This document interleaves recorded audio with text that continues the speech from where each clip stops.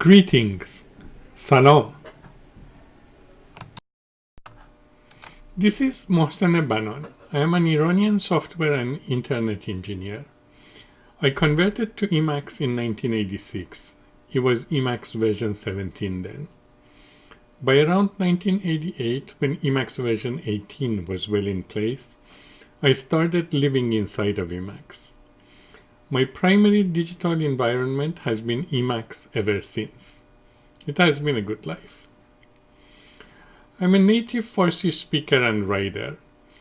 I'm not a linguist and I do not specialize in multilingualization, internationalization, and localization. My favorite programming language is Lisp, and I am a bit of an Emacs developer. This presentation is about use of Perso-Arabic scripts with Emacs. It's an overview presentation. I won't be digging deep in many of the mentioned topics. My goal is to make you aware of what can be done with Emacs today and the potentials that Emacs presents for Perso-Arabic writers. The main topics that I'll cover are a brief introduction to Perso-Arabic scripts, two existing Emacs Persian input methods, the challenges involved with making Emacs applications bidirectional aware, the ultimate goal of creating a complete digital environment for Perso-Arabic writers, and I'll also be including various pointers. So, first let's make sure that what I'm presenting is of interest to you. If you are a Perso-Arabic writer and if you use Emacs, you're definitely my intended audience. If you're an Emacs developer who wishes to make her Emacs apps multilingual and BIDI aware, you're also my intended audience. For the purposes of this presentation, in this slide, I'm categorizing scripts based on directionality and shaping. Latin letters are not shaped. Generally speaking, the shape of a Latin letter is independent of its position in a word. Perso-Arabic letters are subject to shaping. For example, the letter mim, sounding similar to M, takes three shapes depending on whether it is in the beginning of a word, in the middle of a word, or at the end of a word. I'll be showing more of how shaping works in an Emacs session screencast later. Shaping has ramifications for Emacs application developers. For example, if you're combining initial letters to create a label, those letters can be shaped together, which is not what you want. In such cases, you would need to explicitly keep them separate. Latin-based scripts are always left to right. Perso-Arabic scripts are right to left with letters, but numbers are left to right. So Perso-Arabic scripts are bidirectional, BIDI. Hebrew is also bidirectional, but Hebrew is not shaped. More recently, it has become very common to mix Perso-Arabic and Latin text. This can become very confusing if paragraph directionality is not properly observed. I'll be providing some examples as screencasts. The Emacs display engine now fully and well supports both shaping and BIDI. Since 2012, starting with Emacs version 24, we can say that Emacs is a truly multilingual capable environment. Like everything else, multilingual support for Emacs was added gradually. Unicode support was added early on. The framework for input methods evolved in the 1990s, but it was not till version 24 in 2012 that the display engine could fully support BIDI. Hats off to Eli Zaretsky for his work on Emacs BIDI. Once full BIDI support was in place in 2012, I went ahead and added 2 Persian input methods to Emacs 24. So now Emacs fully supports Perso-Arabic scripts. By Perso-Arabic script, we're referring to the Arabic writing system with various extensions used by a large number of languages. Perso-Arabic is the second most widely used writing system in the world by the number of countries. It is the third by the number of users, after the Latin and Chinese scripts. So, by well supporting Perso-Arabic, Emacs's potential user base can be greatly enhanced. Before focusing on the Persian input methods, let me quickly summarize Emacs's input methods model. Input methods allow you to enter characters that are not supported by your keyboard. With Quail maps, we can map ASCII key strings to multilingual characters, so we can input any text from an ASCII keyboard. You select an input method with Ctrl+X, Enter, Ctrl/\. We'll try that in a screencast shortly. Since version 24, Emacs comes loaded with 2 Persian input methods. Farsi Isiri 9147 is the standard traditional Iranian keyboard.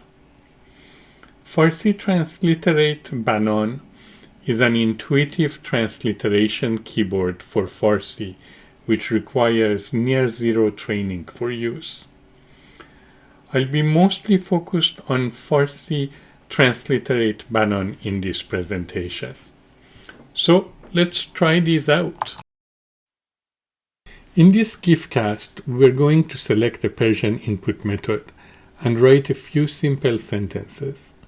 With no training and no documentation, any Farsi writer familiar with Emacs can write these, as Farsi Transliterate BANAN input method is intuitive. I'll be using KeyCast to show you keys as they are used. Let me first describe as to what we have on the screen. There are 3 windows in one frame. KeyCast will show commands and keys on the mode line. The leftmost window is showing logs of KeyCast. Transformed individual unshaped letters will appear here. The middle window is running a tail-f on the dribble file piped to fold-w1. This lets you see the raw ASCII characters as I type them. The right window is the empty buffer on ex.fa file.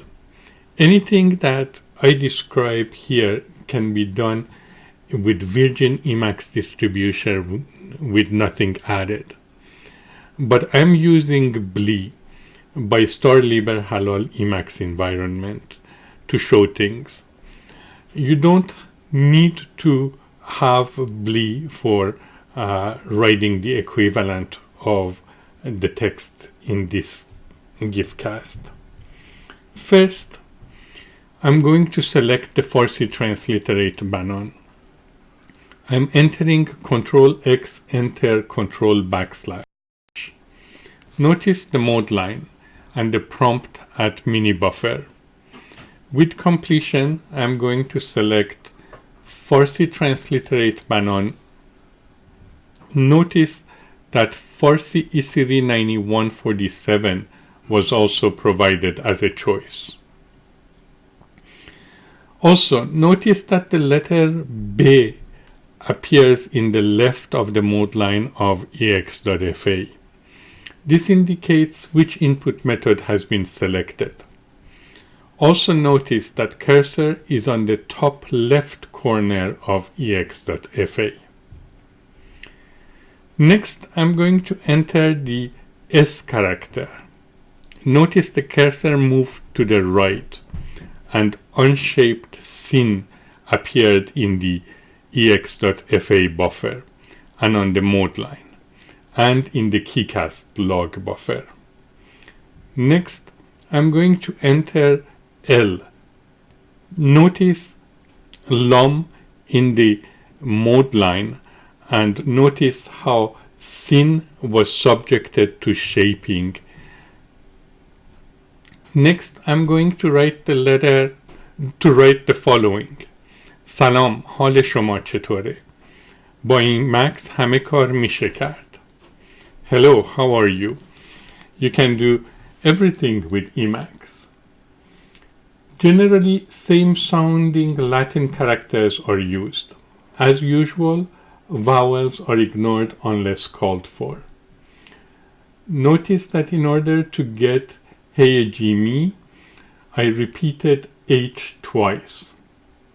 Shin is the obvious SH. Che is the obvious CH.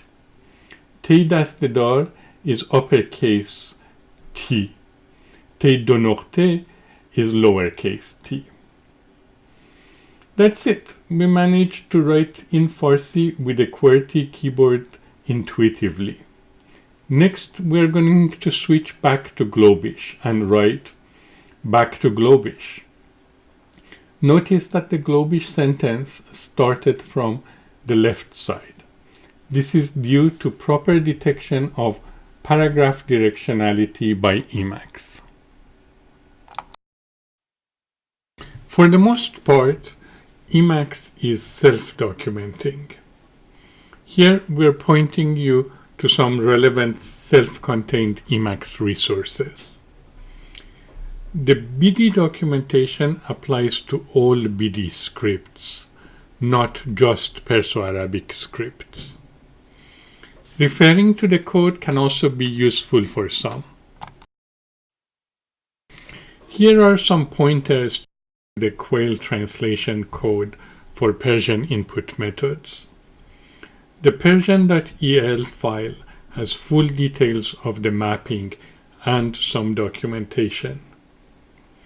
Next, we'll show the keyboard layouts as a GIFcast. You can get relevant documentation for any input method with the describe input method command. So let's try that for Farsi transliterate BANAN. We are back in the ex.fa buffer as one window. We don't need the keycast logging and the dribble windows anymore. With the control \, I reactivate the Farsi input method. Notice that keycast is still active on the mode line. Next, with the control \, I get the input methods documentation. I then delete other windows and keep the help buffer visible. Notice that B in this input methods identifier. Here is the URL for full documentation on the web.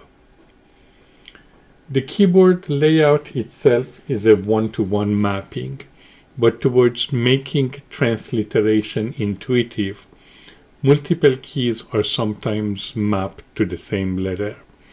For example, both I and Y produce Y. The usual two-letter transliterations ending with H, J, Che, She, and Che are provided. The ampersand prefix is used to support often invisible BIDI markings. In addition to this internal documentation, full documentation is also available. Complete documentation for Persian input methods is available as PLPC 120036. Next, we'll take a quick look at this on the web. You can click on links in the reveal web-based form of this presentation. So let's visit PLPC 120036. This document fully describes Persian input methods. In addition to HTML, you can also obtain it in PDF. Let's do that. Of particular interest in this document are various tables that enumerate lists of letters with their association to both Persian input methods. Let's take a look at a few of these. Table 3, mapping of E36219, the Farsi character set, to Emacs Persian input methods could be of interest to you. As well as Table 8, for BIDI-related control markups, and Table 9 for vowels and other signs.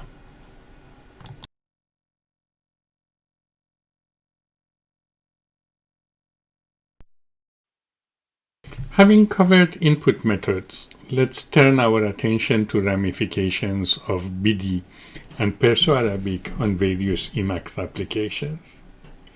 Since 2012, I have been using Persian text in various Emacs applications.